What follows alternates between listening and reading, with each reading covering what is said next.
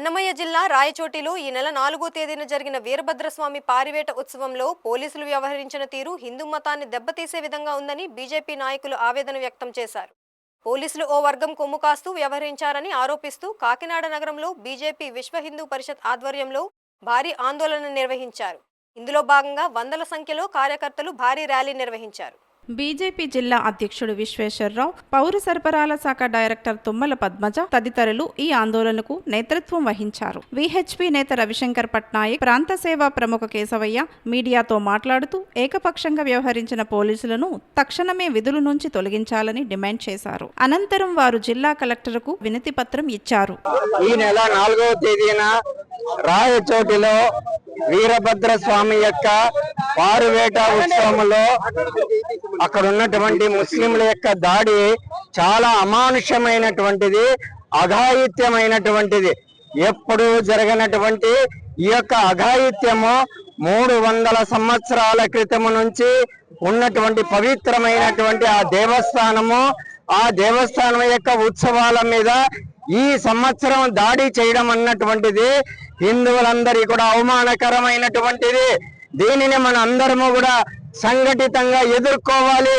అదే రాయచోటిలోన ఒక 3 నెలల క్రితము అదే యొక్క మసీదు ముందరే అయ్యప్ప స్వామి యొక్క ఊరేగింపు జరుగుతూ ఉంటే అయ్యప్ప స్వామి ఊరేగింపులో ఉన్నటువంటి ఆ స్వాముల మీద కూడా ప్రయత్నపూర్వకంగా అక్కడ దాడి చేశారు, రాళ్లతోటి దాడి చేశారు.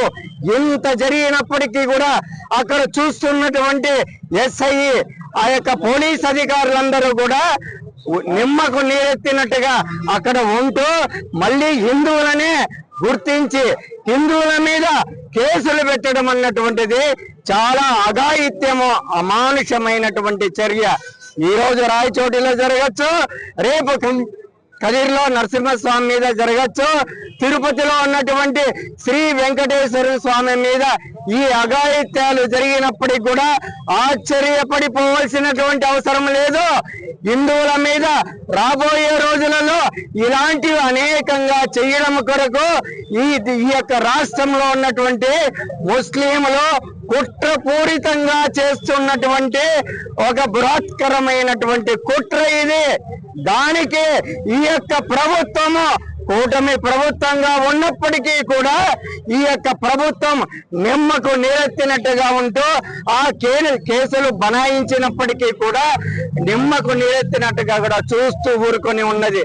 కాబట్టి దీని మీద ఈ రోజు విశ్వ హిందూ పరిషత్ యొక్క ఆధ్వర్యంలో మన యొక్క అన్ని క్షేత్రాలే కాకుండా సమాజంలో ఉన్నటువంటి హిందువులందరూ కూడా కలిసికట్టుగా ఈరోజు మన యొక్క రాష్ట్రంలోన అన్ని యొక్క జిల్లా కేంద్రాలలోన ఇలాంటి యొక్క పెద్ద ఎత్తున హిందువుల యొక్క ర్యాలీ తీస్తూ ప్రభుత్వానికి గుర్తొచ్చే విధంగా భవిష్యత్తులో ఇంకెప్పుడు కూడా హిందువుల మీద దాడి చేయొద్దు, హిందువుల యొక్క దేవాలయాల మీద, హిందువుల యొక్క దేవుని యొక్క ఊరేగింపుల మీద భవిష్యత్తులో ఇంకా మేము చెయ్యము అనే విధంగానే ఈ రోజు పెద్ద ఎత్తున చేస్తున్నటువంటి యొక్క కార్యక్రమము, నిరసన కార్యక్రమము.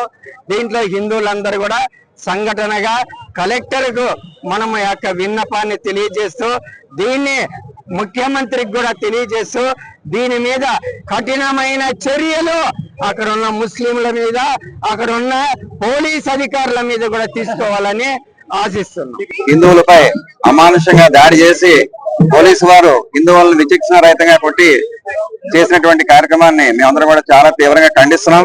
తప్పకుండా వారిని ఇమీడియట్ గా విధుల నుంచి తొలగించాలని కోరుతున్నాం. వీరభద్ర స్వామి యొక్క ఊరేగింపులో మసీదు నుంచి పాస్ అవుతుండగా అక్కడ ఉన్నటువంటి ముస్లింస్ కొంతమంది రాళ్లతో హిందువులపై దాడి చేస్తే హిందువులు సంయమనం పాటించి వారి మార్గాన్ని వారు వెళ్తుంటే మళ్లీ వారు తిరిగి వెనక్కి వస్తున్నప్పుడు మరొకసారి దాడి చేశారు. ఆ సమయంలో రక్షణ కలిగించాల్సినటువంటి పోలీసులు మా హిందువులపై రకరకాలైనటువంటి హిందువుల యొక్క యాక్టివిటీస్ కోసం పనిచేస్తున్నటువంటి అన్ని సంఘాల మీద వారు కేసులు బనాయించి చిన్నపిల్లలను లేకుండా, మహిళలను లేకుండా, వృద్ధులను లేకుండా అందరినీ కూడా అమానుషంగా చితకబాదారు.